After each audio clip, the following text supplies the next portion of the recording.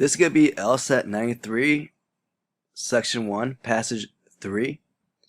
Passage A from a news article. Passage B is from UNESCO, a 1999 draft convention on the protection of underwater cultural heritage. Passage A.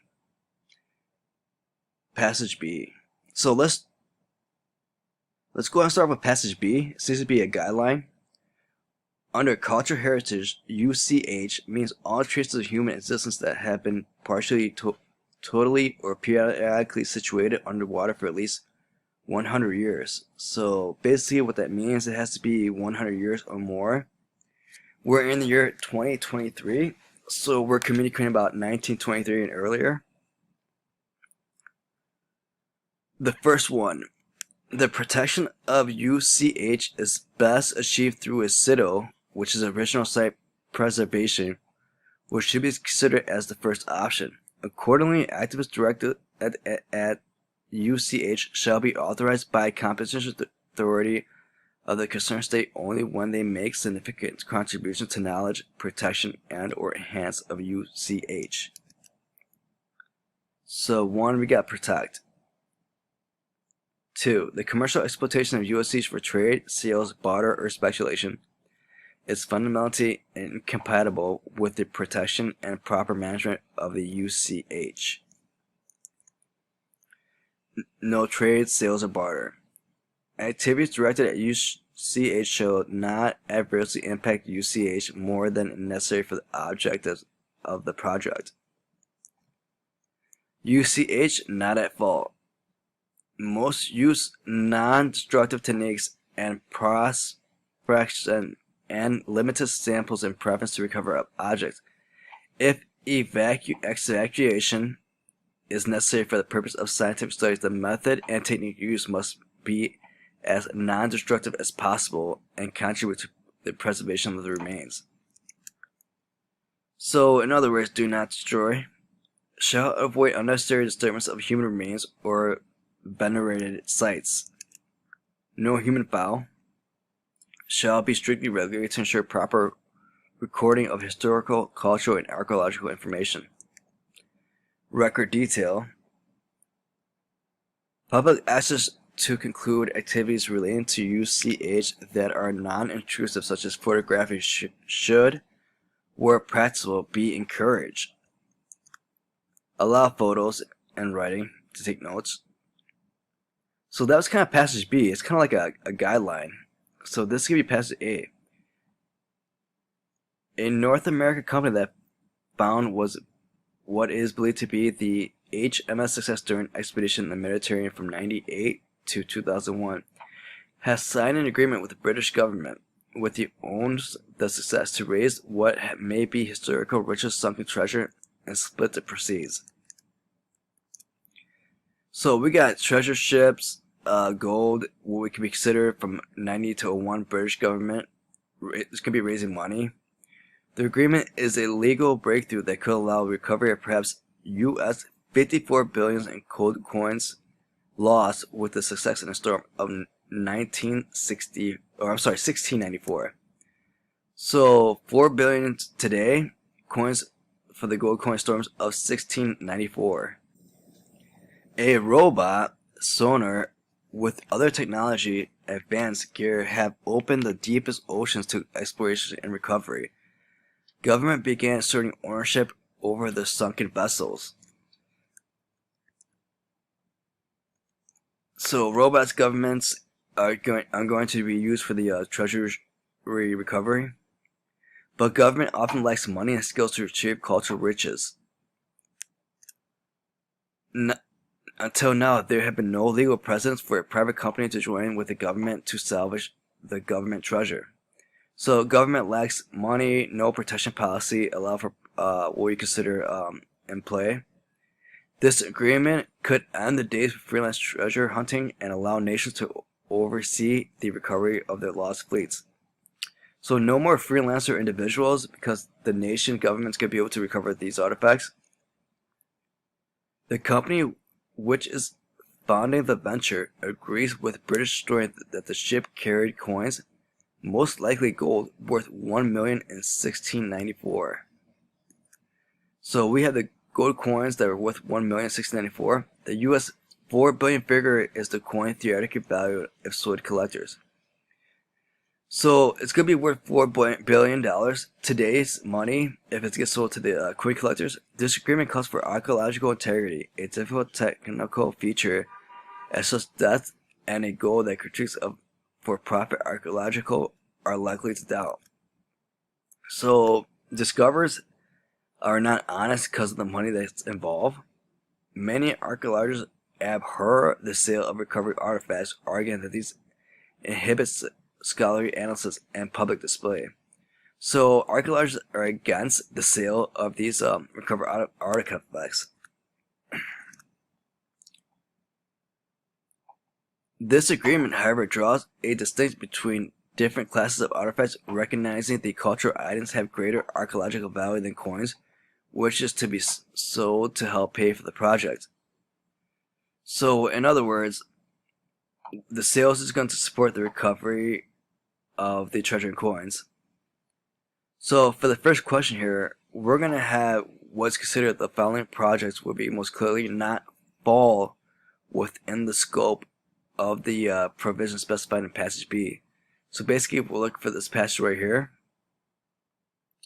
The recovery of sunken ship in the 18th Spanish treasure fleet by freelance treasure hunters. That's a possibility. The recovery of the 19th century shipwreck of unknown origin in one of the Great Lakes.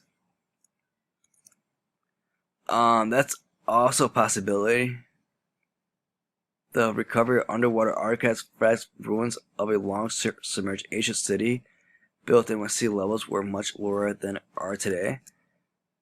That's definitely a yes, that these could all be under the guideline of passage B.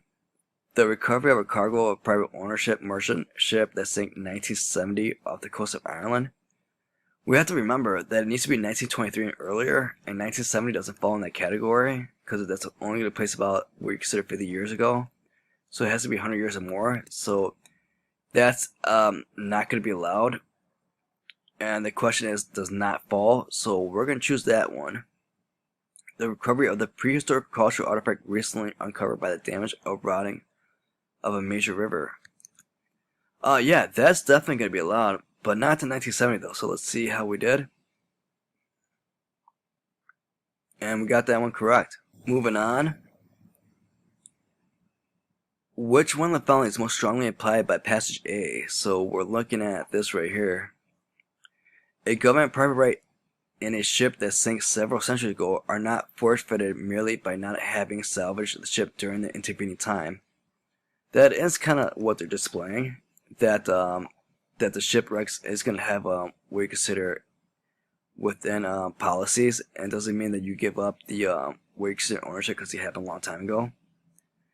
Government have a legal obligation to ensure that the archaeological category effort to salvage or explore old shipwrecks. This wasn't really mentioned. It was kind of saying that the archaeologists have an integrity issue with being honest due to the money. Gold coins started from old should not be regarded as archaeological significant cultural property if they can be used to fund the exploration and recovery of the shipwreck for scientific and cultural reasons. More of what I was thinking about this one, that the government's gonna have what you consider not allowed, where you can be in a position to forfeit the your treasure, but just because it happened a long time ago. If neither the original owner of the sunken ship nor the legitimate of the owner still exists, the ownership of that ship dissolves the government under those, under whose laws it was really owned. Does not justify the ownership of the laws apply. E. Where there is no salvage agreement between the owner of a sunken ship and some other party, the freelance treasure hunters have a legal right to salvage the remains of the ship. So, no, they're actually trying to end the freelancer, so that's not going to work. So this is going to be better in A. That supports the overall passage.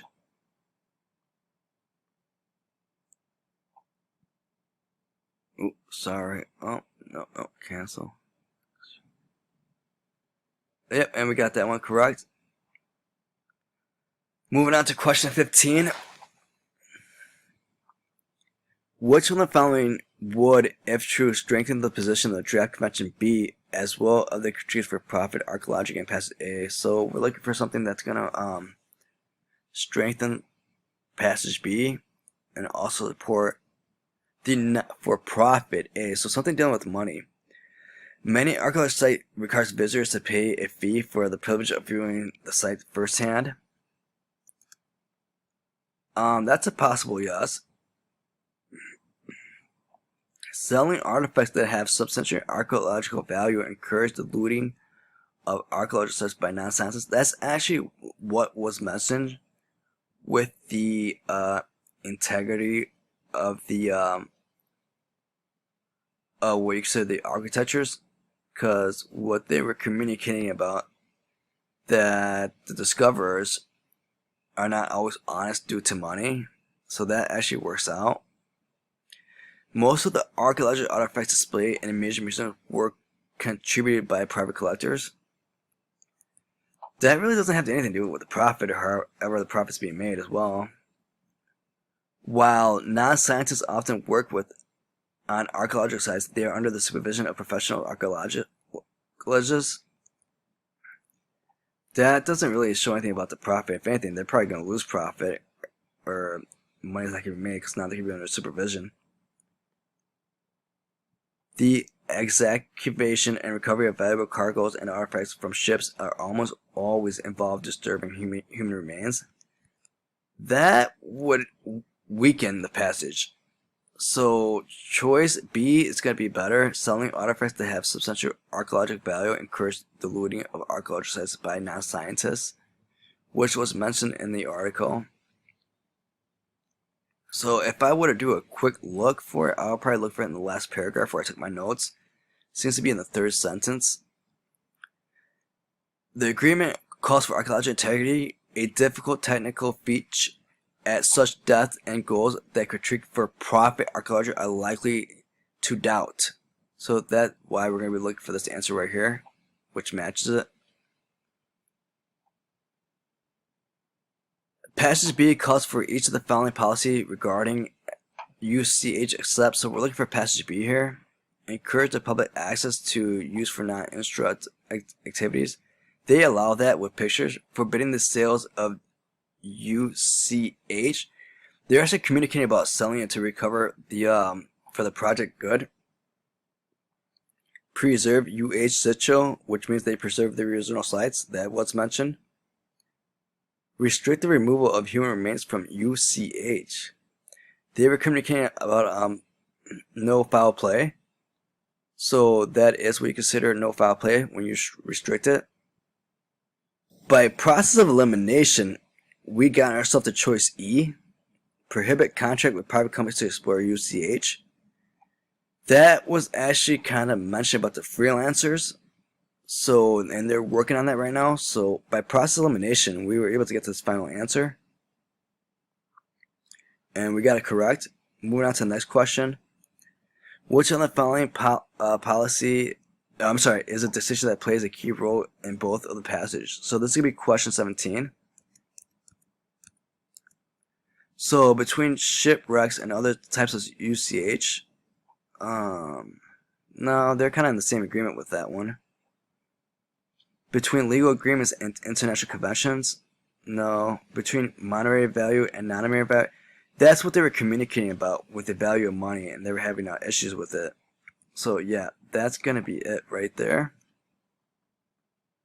And we got that one correct. Moving on to question 18.